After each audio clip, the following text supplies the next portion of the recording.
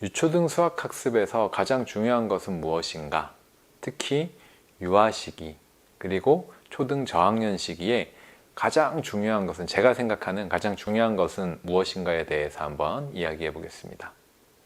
어느 시기든 간에 아이들 수학 공부를 시키면 엄마의 입장에서는 무엇을 하는지에 관심이 굉장히 많으실 거예요.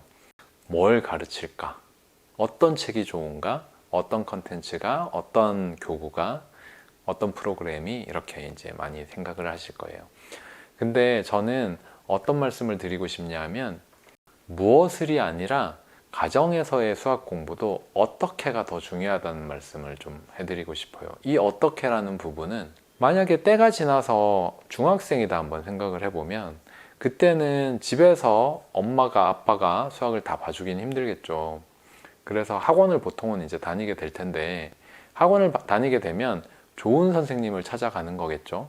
이때 가정에서 해줄 수 있는 것은, 제일 중요한 게 아이의 수학이라고 하면 수학과 관련된 인적성을 만들어 주는 게 될 겁니다. 수학과 관련된 인적성이라고 하면, 저는 사실 이런 부분을 이제 요즘에 학습 정서라는 단어로 많이 설명을 하는데, 스스로 공부할 수 있는 힘이 있고 그런 자세가 있고, 부모에게, 엄마에게, 아빠에게 이렇게 해라 저렇게 해라 이야기를 들어서가 아니고, 내가 공부를 해야 될 의지가 있고 공부를 할 의지가 있고, 해야 될 것은 하는, 기본적으로 해야 될 것은 하는 그런 학생으로 커가는 거죠. 근데 저는 그렇게 중학교, 고등학교 때의 학습 정서 또는 인적성, 학습에 대한 인적성을 만들어가는 시기가 유아나 초저학년 시기인 것 같아요.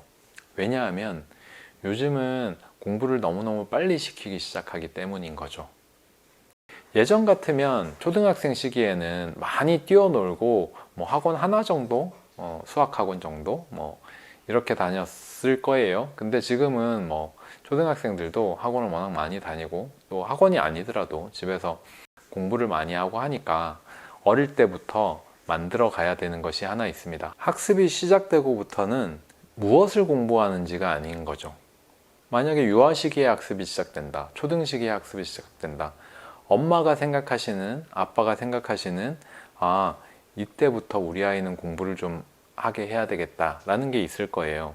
공부를 해야 되겠다 할 때부터가 중요한 거고, 그 전에도 중요한데, 그 전이라고 하면 학습적으로 하나도 신경을 안 쓸 수는 있지만, 적어도 아이의 이야기를 많이 들어주고 아이와 많이 놀아주고 대화를 할 줄 알고, 이런 관계를 만들어 가는 게 학습적으로도 중요하고요. 학습을 시작하고부터는 더 중요할 것 같아요. 더 중요해요.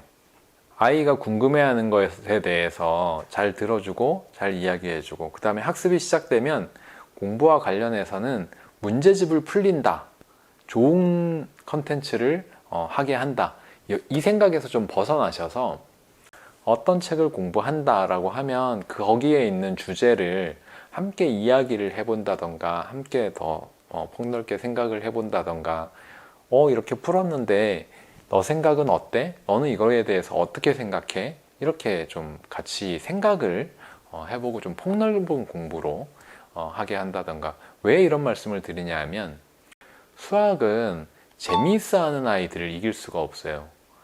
학습 정서를 만들자라는 것은 결국은 수학을 잘 푸는 아이로 만드는 게 어릴 때 목적이 되어야 되는, 목표가 되어야 되는 것이 아니고, 어릴 때는 수학을 좋아하는 아이로 만드는 게 최고의 목표라는 거죠. 그게 가장 좋은 거예요. 그래서 오늘 주제가 바로 이 부분입니다. 그렇게 하려면 어떻게 해야 될까? 첫 번째는 아이의 이야기를 많이 들어주고, 그 다음에 공부를 시작한 아이에게는 질문을 많이 해주세요. 질문을 많이 하시려면 들어줄 줄 알아야 됩니다. 답이 정해져 있어서 아이의 말을 자꾸 가로막는다던가 하면 안 되고요. 계속 질문하고 아이의 생각을 끝까지 들어주세요. 들어주고, 잘못된 게 있다면 정확하게 이제 얘기는 해줘야 되겠죠. 그거는 사실은 이게 맞는 것 같아 라든가, 이게 맞는 거야 라든가, 그럴 수도 있지만 아빠의 이런 얘기도 한번 들어볼래? 아빠는 이게 더 좋은 생각 같아 라든가, 이런 식의 제안과 대화를 통해서 아이와 소통하고 대화를 좀 할 수 있다면 그게 저는 학습적으로 사실은 최고가 아닌가 싶어요. 두 번째는 아이와 많이 놀아줄 수 있으면 좋겠는데요. 놀아준다라는 부분은 게임을 하거나 뭔가 운동을 하거나 이런 식의 놀아주는 거 말고 학습적으로도 보드게임을 한다던가 아니면 오목 같은 걸 한다던가 아니면 저 같은 경우는 수학적으로 이렇게 관련된 거로는 심 만들기 게임이라는 걸 많이 했었어요. 이거 제가 유튜브에도 올려놨는데 실제로 이제 아이와 하는 걸 촬영해서 올린 지 아주 오래됐는데 심 만들기 게임이라는 것은 지나가던 차에 자동차 번호판을 보고 조합을 해서 숫자로 사용을 해서 씹을 만드는 게임을 하는 거예요. 이거 저희 가족은 7시간을 차에서 네 식구가 7시간을 명절에 이제 차에 갇혀 있다 보니까 한 적이 있어요. 그 지루한 시간을 그러면서 노는 거죠. 그런 것만 하는 건 아니에요. 저희 가족은 저 같은 경우는 이제 어릴 때부터 아이들하고 그런 식으로 많이 놀아줘서 단어 완성하기라든가 아니면 조건에 맞는 단어를 찾아서 발표를 한다던가 그런 식의 놀이들 아니면 그냥 이렇게 학창시절에 많이 하던 숫자 빙고 게임 같은 것도 괜찮고 그런 식으로 이렇게 티키타카 하면서 아이들과 할 수 있는 놀이들 그런 놀이들은 저는 아이들에게 과제 집착력을 키워줄 수 있고 논리적으로 생각하고 이 승부를 즐기고 하는 부분에 대해서 어릴 때부터 긍정적인 어떤 사고를 만들어 줄 수 있다고 생각합니다. 이런 부분은 아주 옛날부터 사실 많이 얘기되었던 부분이에요. 그리고 요즘은 또 예전에는 오목이나 뭐 이런 거밖에 없었는데 요즘은 또 보드게임 좋은 게 얼마나 많아요. 그러니까 보드게임 같은 거로 놀아주는 것도 좋고 그래서 저희 집은 에피소드가 하나 있는데 저희 큰아이가 초등학교 1학년 때 그 아이가 이제 고등학교 올라가는 아이인데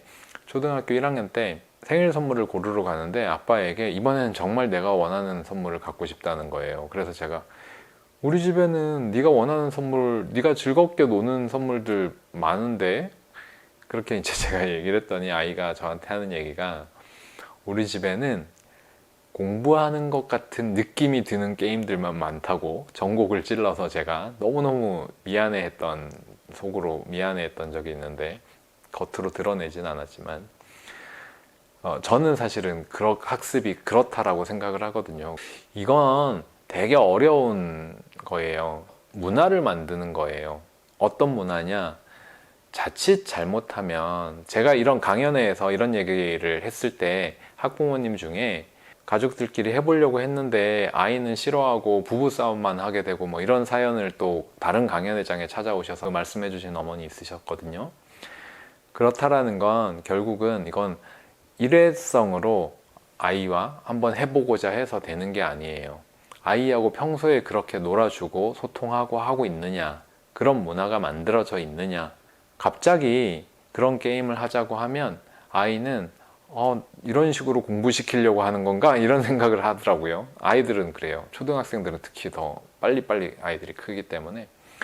그래서 이거 하자 했을 때 진짜 엄마 아빠랑 논다 라는 즐겁게 논다 이렇게 할 수 있으려면 학습적으로도 그럴 수 있다는 거죠. 어떤 한 문제를 가지고 티키타카 할 수 있는 그런 문화를 만들어 주신다면 물론 가족이 다 그렇게 되기는 쉽지는 않겠지만 아이들의 공부에 학습에 더 신경을 쓰는 엄마 또는 더 신경을 쓰는 아빠가 그런 역할을 아이들과 할 수 있다면 아이들이 공부를 잘한다 이런 걸 떠나서 학습 정서에 대해 긍정적으로 생각할 수 있고 그 다음에 수학을 좋아하는 아이로 키울 수 있다고 생각해요. 세 번째로는 긍정적인 학습 정서라는 것은 이건 좀 어려운 문제가 부모님이 다 수학을 안 좋아하실 수도 있긴 한데 근데 그럴 수 있어요. 그럴 수 있는데 제가 많은 학부모님들 만나다 보니까 이런 경우들도 있었거든요. 어머니께서 수학을 딱 싫어한다고 하세요.